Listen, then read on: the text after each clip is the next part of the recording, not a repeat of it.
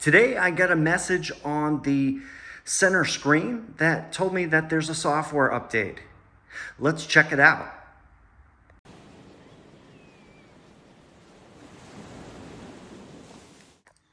All right, I am in the driver's seat. I'm gonna press my foot on the brake.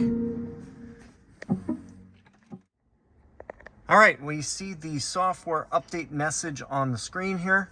I'm going to do install, and it's telling you that the update process, the car will remain locked and you will be able to access or drive your car. Estimated installation time 30 minutes. I'm gonna press install.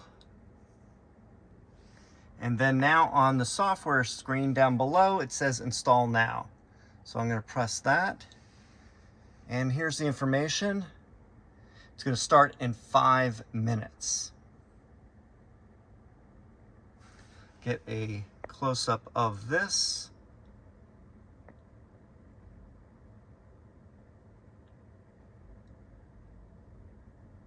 All right, so what I'm gonna do is exit the car and lock it.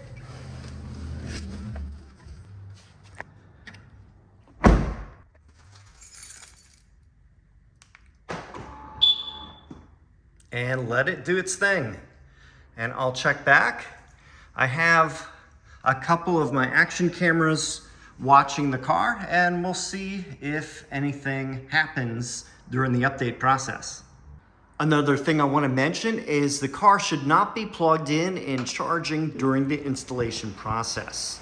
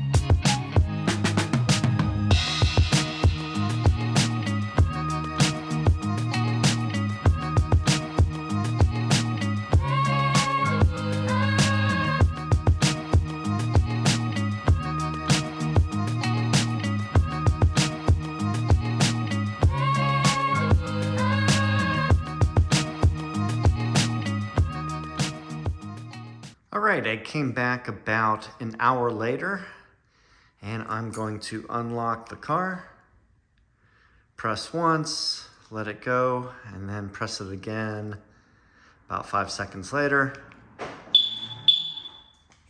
And let's go see what we have inside. All right, I'm gonna press the brake.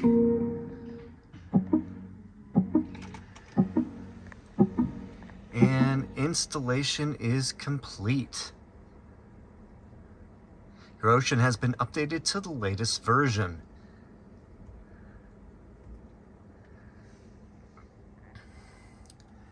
All right, first thing I'm gonna check is the settings and software. And now I see that it shows version FM29 OS 1.11. And let's see what the release notes are. Here they are on the screen.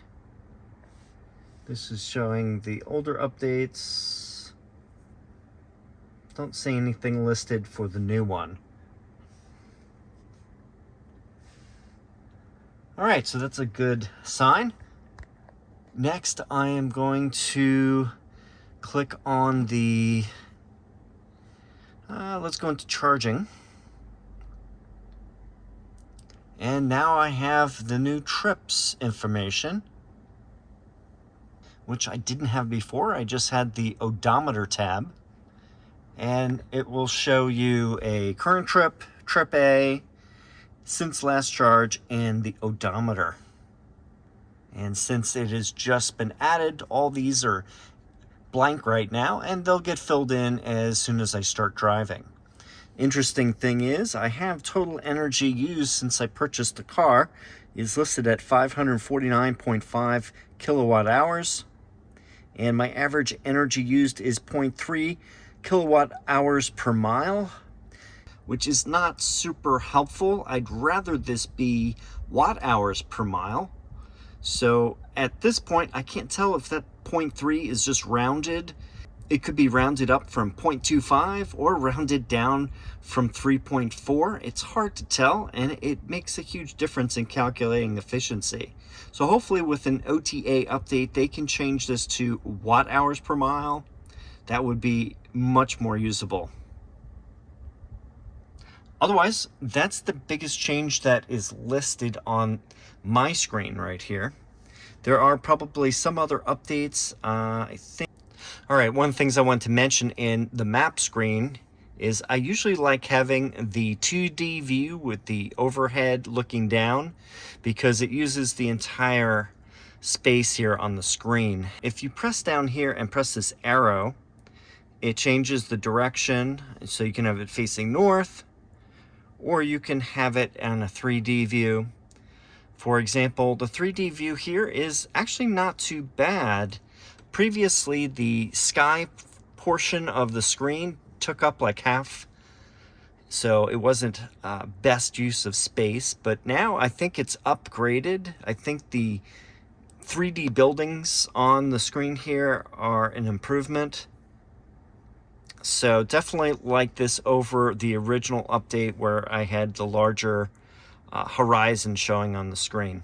But you can always press this button down here to switch through the different settings for viewing the map information. All right, very interesting. I don't think there's any other changes to the screens. The summary screen still has the map view, your heated seats temperature, and your media window here. Otherwise, I think most everything is pretty similar to what it was before. For the next section, I will show screenshots of each of the menu areas and compare the old on the left with the new on the right. On the first one, we have the home page, which is the same. Next, as noted earlier, the 3D buildings in the navigation are new on the nav screen. The music page is pretty much the same, as well as the phone page. The charge page didn't change either. However, the trips page has replaced odometer in the previous version. The HVAC page looks the same. And going into settings, the following didn't change: general and driving. The audio page moved the 3D surround button to below the soundstage choices. I'm still waiting for better fade and balance controls. I feel the front speakers are too prominent. On the connectivity page, there's now a Wi-Fi button to connect the car to. On the display page, a clean screen button is added to the bottom of the list. The lighting page remains the same, as does the safety page, driving assistance page, door and mirrors page, and profile page. The software screen now shows the correct software version. Below that, the Available Updates button has now become the Release Notes button. Clicking on it, however, still shows the old release notes. And finally, on the Vehicle Info page, the car's year has been changed from 2035 to the slightly less wrong 2024. It should really say 2023. In the rumored version 2 update that's going to be coming out in the next couple months, we should see some big changes and new features being added, and I can't wait to see what those are.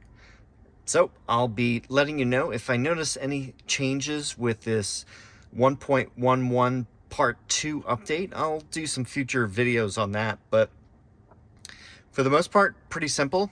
If you have any questions or comments, please leave them down below. Talk to you later, and I'll see you in the next video.